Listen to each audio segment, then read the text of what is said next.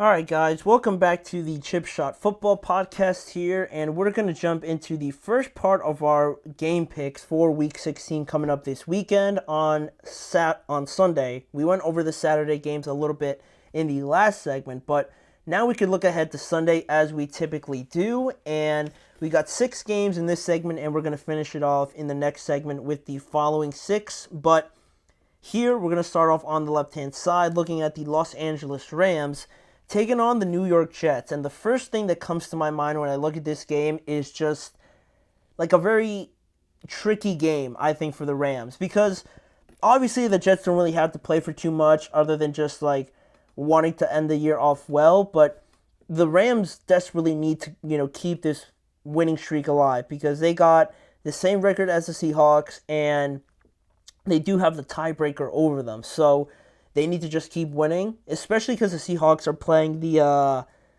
the Vikings as well. So they have a tough matchup also. So if they're able to win this game, which they should, just based on record, it would be huge for them for that division and building a bigger lead over the Seahawks. But this game, traveling all the way across the country to play a team that basically they have nothing to lose is a bit worrying for me. Especially because the last couple games, Aaron Rodgers has had a pretty good game.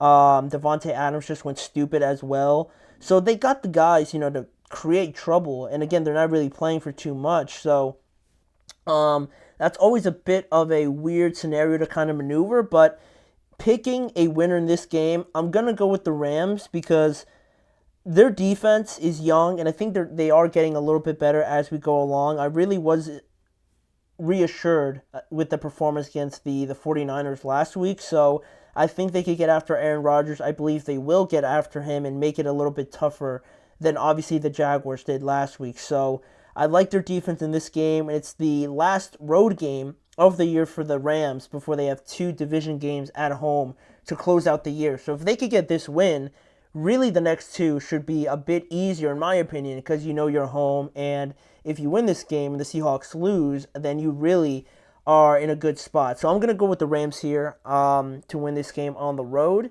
Then we go down a little bit further and we look at the Eagles and Commanders matchup.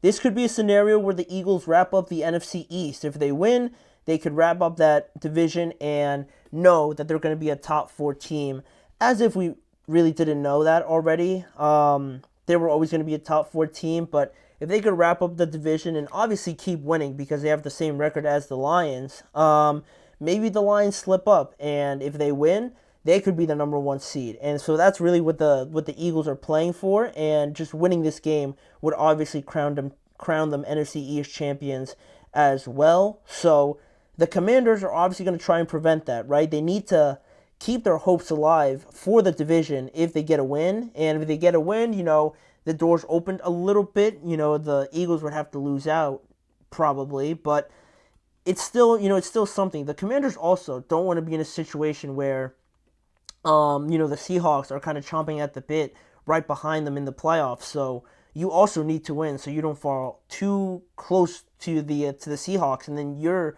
potentially playing for a spot in the playoffs as well. So there's a lot of necessity here to win this game for both teams, right? Even if the division seems out of reach for the Commanders, they need to win just to stay in the playoffs, right, and be in a good spot. So that's obviously important. And in the last game, they had a decent lead until the Eagles slowly started chipping away at it, and Saquon Barkley closed the door at the end of the game, essentially. But Terry McLaurin didn't really get the ball too much in that game, mostly to the credit of the Eagles. So I expect him to get the ball a little bit more in Washington as well. But is it enough for the Commanders to win?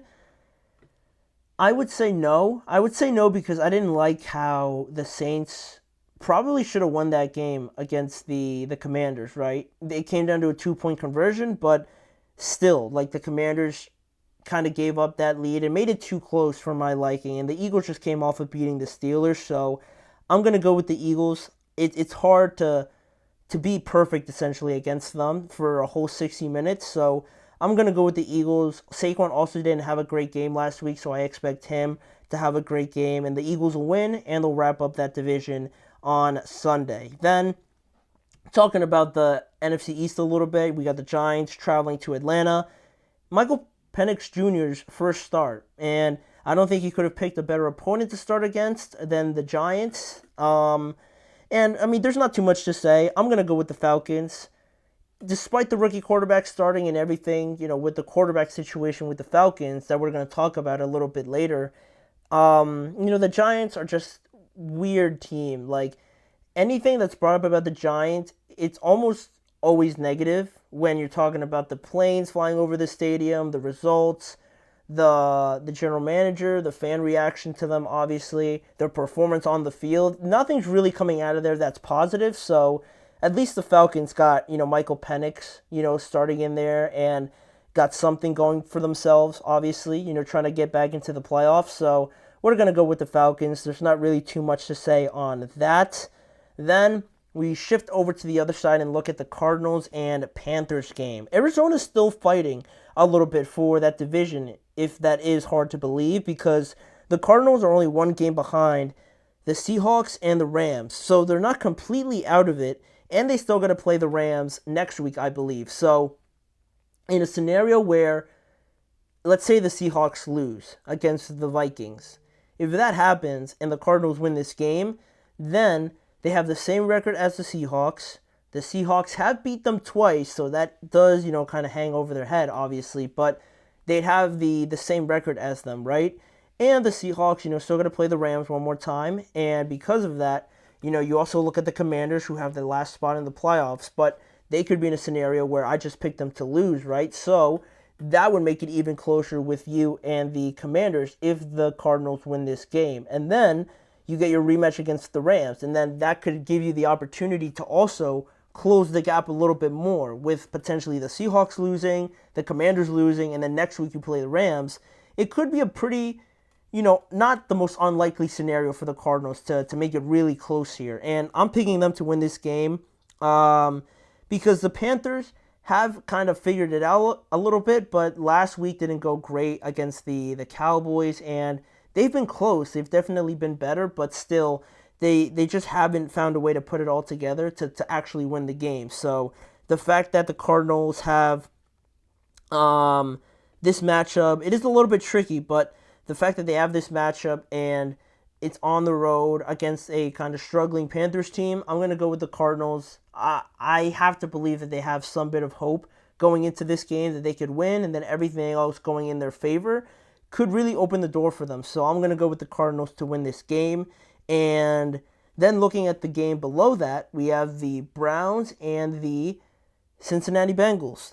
A Ohio matchup here without Jameis Winston. Jameis Winston was benched, and instead it's going to be Dorian Thompson-Robinson starting for the Cleveland Browns. Again, another team that really isn't playing for much, but they could play spoiler. And the Bengals won the first game, obviously, but this could be a scenario where, you bring in a new sort of energy for the Cleveland Browns at the quarterback position, somebody that could run a lot more in a dynamic fashion than, say, Jameis Winston. So, that is something to also throw the Bengals off, I would imagine, because you've been planning for Jameis Winston this entire time, and then all of a sudden, it's Dorian Thompson-Robinson. So you got to really change the game plan there because they're completely different players. So even still, despite all of that, I'm gonna go with the Bengals here because the Browns